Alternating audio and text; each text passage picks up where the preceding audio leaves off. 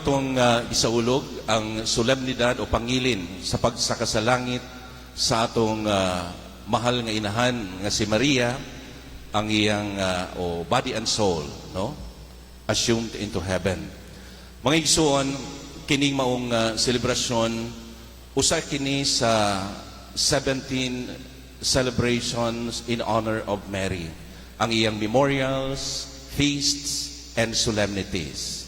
O kining maong pangilin usa kini sa upat sa nga pangilin, no, o solemnities in honor of the Blessed Virgin Mary, kining Assumption of the Blessed Virgin Mary. Now siguro sama sa akong giingon kaganina, this indicates God's goodness, and even Mary itself, no, or herself acknowledges that goodness of God. And iya kining gihimo by proclaiming the goodness of God. My soul proclaims the greatness of the Lord, and my spirit rejoices in God's my Savior. So mga igsoon, kining maong pangilin has been celebrated even in the earliest time of the church. But it was in November 1, 1950, nga giproclaim kini as dogma by Pope Pius XII. And it was pronounced, declared, and defined that Mary's, after her earthly course of life, was assumed into heaven, body and soul. So mao kanay proclamation about this dogma. Sa mga igsoon, kung ato kining sabton, kung ato kining palawman diha sa atong kaugali mga pamalandong, atong hinumduman nga wala kini himuan lamang tungod kay siya na himong inahan sa atong manunubos. And of course, dako kay bahin pod na, no? Pero siguro usa sa atong pamalandungan, unsa man ang nahimong kinabuhi ni Maria. Nganong gihatagan man siya ni mga pribilehiyo, nganong gitagaan man siya ni ining dakong grasya, nga matud pa wala siya makasinati og pagkadugta. Tungod kay human sa iyang kalibutanong kinabuhi, isa ka siya ngadto sa langit. Mga igsoon, kini tungod kay diha sa kinabuhi ni Maria, siya nagpakita sa iyang bisan sa iyang pagkakabus, sa iyang matinud-anon sa pagtuo, inunta masaligon ngadto sa Dios, o masinugtanon ngadto kaniya. Gipakita niya diha sa iyang pagtuo, pinaagi sa iyang pagdawat kung unsay plano sa Dios alang kaniya.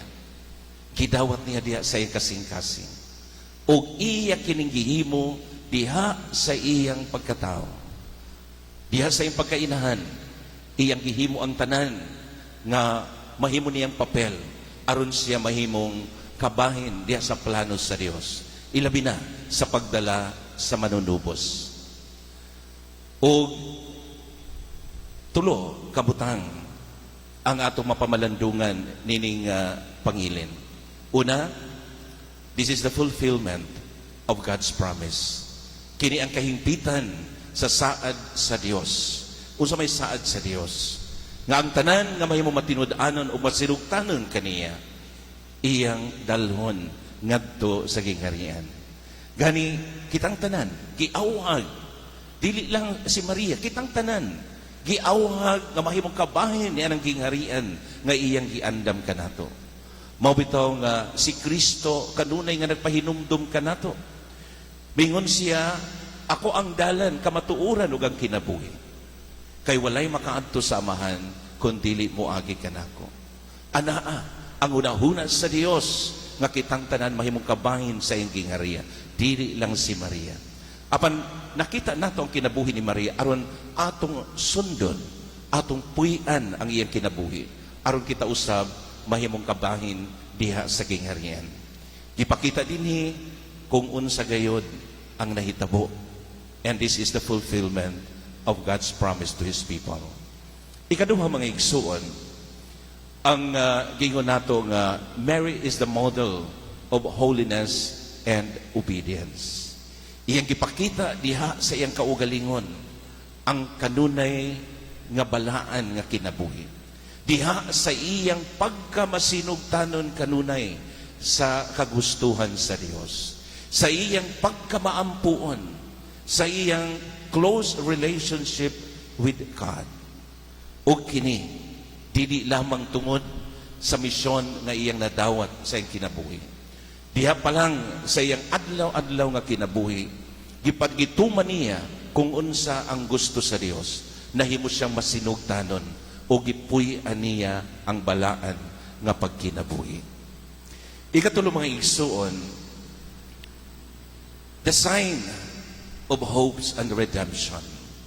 Siguro, bisan ka natong tanan, si Maria o ang atong pagsabot diha kang Maria, kini nagpadayag ka nato nga doon na kayo paglaom nga doon ay paglaom diha sa atong kinabuhi.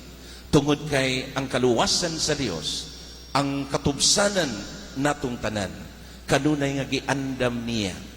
Ug si Maria ang nahimong simbolo ni anang giingon nato nga dakong paglaom nga kitang tanan may abot ngadto sa gingharian sa Dios ug makatagamtam og katubsanan o kaluwasan gikan sa ato kinabuhi nining kalibutan. So mga igsuon, ato ka na hinumduman, no? So today's solemnity is about God, the fulfillment of God's promise. Ikaduha, this is Mary is the model of our holiness and obedience. Ug ikatulo, atong hinumduman nga this is also sign of hopes and redemption for each one of us. Atong paningkamutan nga sama unta ni Maria, siyang atong mahimong modelo, siyang ehemplo sa atong kinabuhi aron kita makaabot usab sa gingharian sa Dios diin siya nag-andam niini kanato. Like Mary in today's gospel, siya may awit sa pagpasalamat. Miingon siya, my soul proclaims the greatness of the Lord, and my spirit rejoices in God's my Savior. Amen.